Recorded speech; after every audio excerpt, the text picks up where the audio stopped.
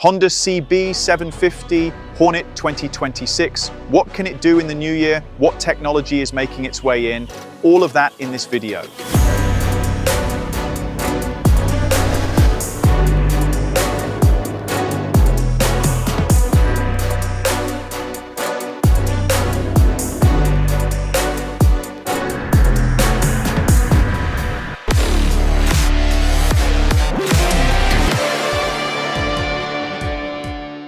A very warm welcome from the first presentation of the 2026 CB750 Hornet, as well as the XL750 Transalp. I rode that today as well, 2 bikes in one day, and as you saw in the intro, it was more of a wet and wild affair. That's why I'm standing here indoors now. But for 2026, the Hornet has had a few changes. The Transalp has had a bit more, so do check out that video as well. Because on the Hornet, well, not that much has changed because it already got quite a substantial update last year, or let's say an important one. First of all, the look, slightly sharper edges, and up front, even more inspired by the Hornet that gave it its name, with that light mask. But above all, the suspension was made firmer. That was a major point of criticism with the first generation of this reissue of the Hornet with 755 cubic centimeters. The suspension was simply too soft for this type of motorcycle. It was exactly the same on the Transalp, so both of them then got upgraded damping. On the Hornet, that isn't the case now. The suspension stays the same, the frame stays the same, and the engine basically stays the same too. 755 cubic centimeters, pure parallel twin with 92 horsepower. Beautifully linear engine, I'd say. Approachable at the bottom end, no problem handing it to a beginner, but at the top end it's got a bit more focus on the mid and upper rev range than, for example, the same engine in the Transalp. That's possible because of different intake routing, a bit shorter on the Hornet, a bit longer on the Transalp. On the Transalp that supports more of that torque character at low revs. And here it's a bit more geared towards that look and feel. You can genuinely feel that. It's interesting what kinds of measures can influence engine character after all. The injection has also been slightly adjusted on the Hornet, but really we already know all that. What we don't know yet is this little box here, the E-Clutch. The E-Clutch is now available on 14 Honda models worldwide. Here in Europe it's on 7 models. Up to now, those were the 500s and the 650s. The exciting, interesting bit, and what expands the possibilities of this E-Clutch even further now, is that this is the first engine, or rather the first models, the Transalp and Hornet, with ride-by-wire, meaning electronic throttle response or electronic throttle valve control. But before we dive into the tech, a quick word for anyone who's had no contact with it at all yet. What actually is the E-Clutch? We already have several videos about it online, which I'll point you to for a proper test. Put very simply, the E-Clutch is a hybrid technology somewhere between automatic shifting tech and a completely conventional gearbox and clutch. If you don't want to, on this bike, you never have to reach for the clutch lever, which we still have on board as normal. We've got 2 small electric motors here, which via various shafts and little gears can operate the main clutch shaft and control it electronically. At the same time, we still have a completely normal clutch cable going into the same shaft, and it's designed in such a way that if I intervene manually, which I can do at any time, then the manual input overrides the electronic one. So that's the basic function of this E-Clutch. I can come to a stop without operating the clutch manually, I can pull away without operating the clutch, and during gear changes, this clutch is also actively used through partial opening in order to minimize load change reactions and support the shift, making it even quicker and even smoother. And now we're really in the tech side of it, because there are a few advantages that come from the E-Clutch suddenly being able to communicate with the throttle grip, so to speak. One advantage is simply when pulling away. Previously, if you wanted to set off a bit more sportily here, the E-Clutch would let go quite abruptly. You could work around that a bit by, for example, dosing it with the rear brake, but it still wasn't as intuitive or natural as doing it manually. I was also at the original launch in France of the very first generation of the E-Clutch. It already worked well, but now it's definitely better. It adapts to how much throttle you're giving it, the riding mode also plays a part, and in sport mode I really did set off quite aggressively. The front wheel even gets a little light before the traction control catches it. So who knows, for those who can do it, maybe a wheelie is now even easier or relatively achievable with an E-Clutch like this. But the big advantages also come once you're moving, because throttle by wire wire communicates with the E-Clutch, just like loads of other sensors do as well. Rotational speed, gear position, clutch position, and so on.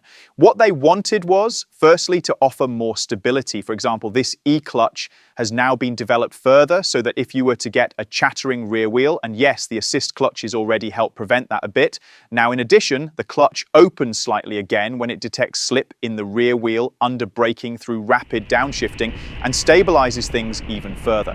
Honda says that means you're now effectively at a system or stability level similar to what they otherwise achieve on their race bikes with the racing slipper clutch. So that's one thing. And likewise, if you had slip when accelerating, you can shift up, which of course you can do with a quick shifter too. But here, with this added clutch involvement, it happens especially smoothly. I didn't really try out those two cases properly in today's conditions, but the other cases are very interesting. For example, the most important thing, which we also criticized in previous E-Clutch test videos, was that up to now, the E-Clutch didn't blip, meaning it didn't give a burst of throttle on downshifts. Instead, it only worked with the clutch, and just like a quick shifter, by cutting ignition, cutting injection, and then operating the clutch halfway.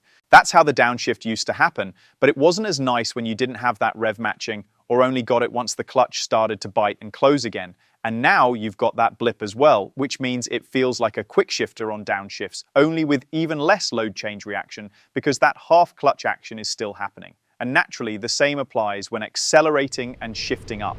The clutch is actively involved here too, in addition to the functions that resemble a quick shifter. So that means optimization through throttle-by-wire and also simply through the experience gathered from the different models. One of those lessons was that riders with long legs would quite often knock against this E-Clutch box on the outside here. So now they've added 2 more shafts with little gears, and the whole box has moved forwards by 5 centimeters. Now you can see that even if I sit right up at the front, there's still loads of space here between my shin and the box, even when maneuvering. That's just a practical upgrade. So much for the tech.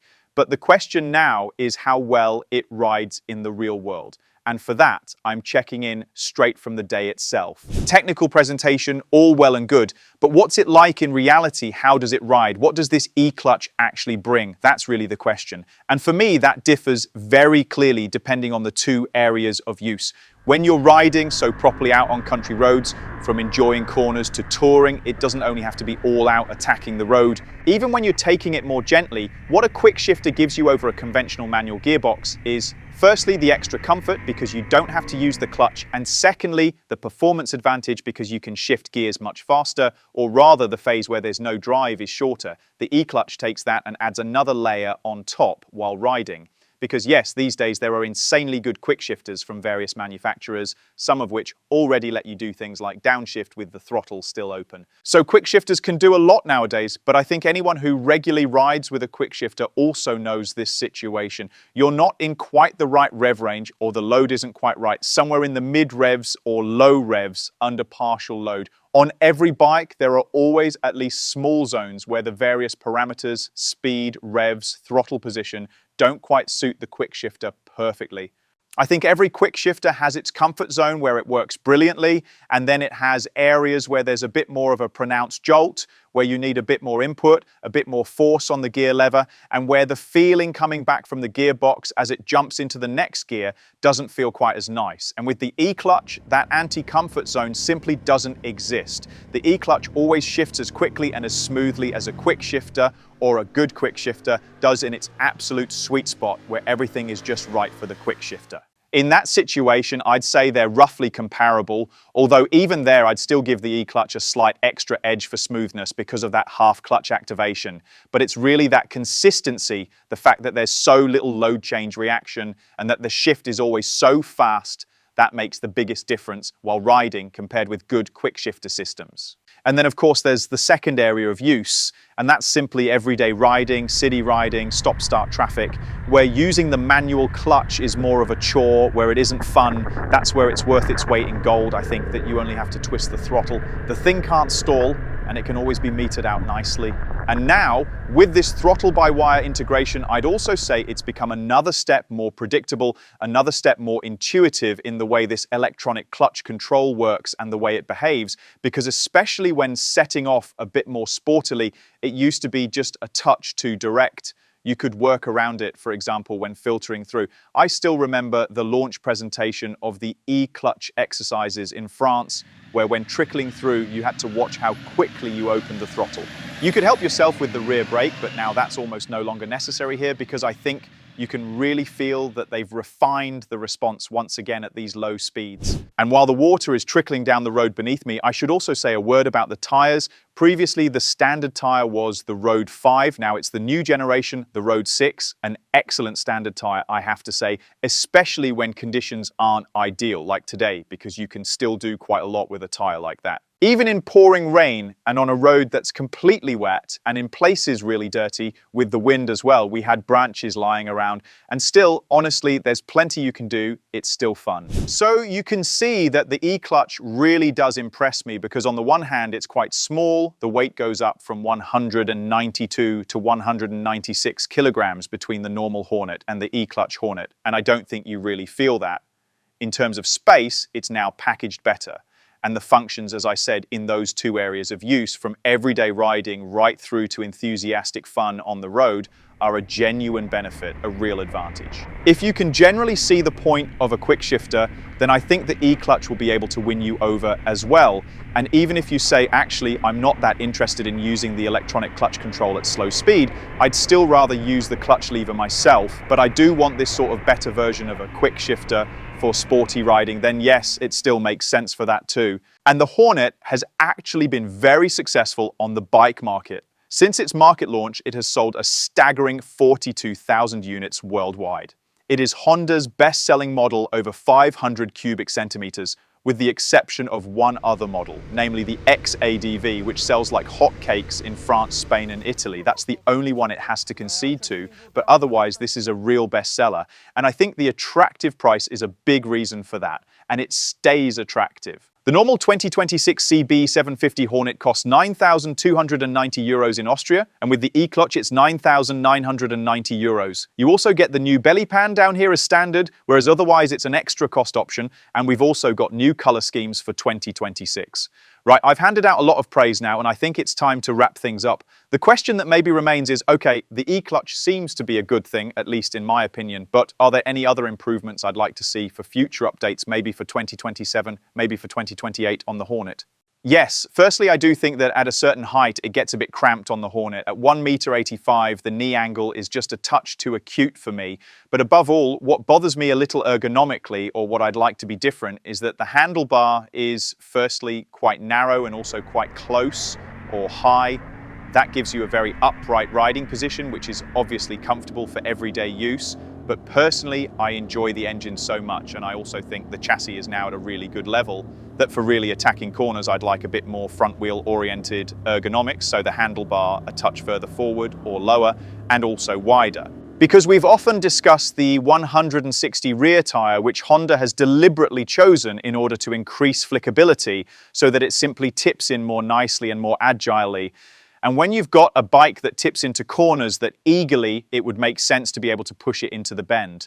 But I think that would work better with a lower and wider handlebar. That would be my main wish for an improvement in future updates, but maybe you see it completely differently. Write in the comments whether you basically see the 2026 Hornet as a potentially successful overall package, or what further changes you'd still like to see. As I said, a bit more has happened with the Transalp video. It's now got fully adjustable suspension front and rear for the first time, in addition to all the E-Clutch updates. Do watch that video too. And otherwise, I think all that remains for me to say is, if you enjoyed the video, leave me a thumbs up. I'm always really pleased about that. And otherwise, subscribe to the channel so you don't miss any motorcycle videos. Stay loyal to us, and hopefully we'll see each other again soon.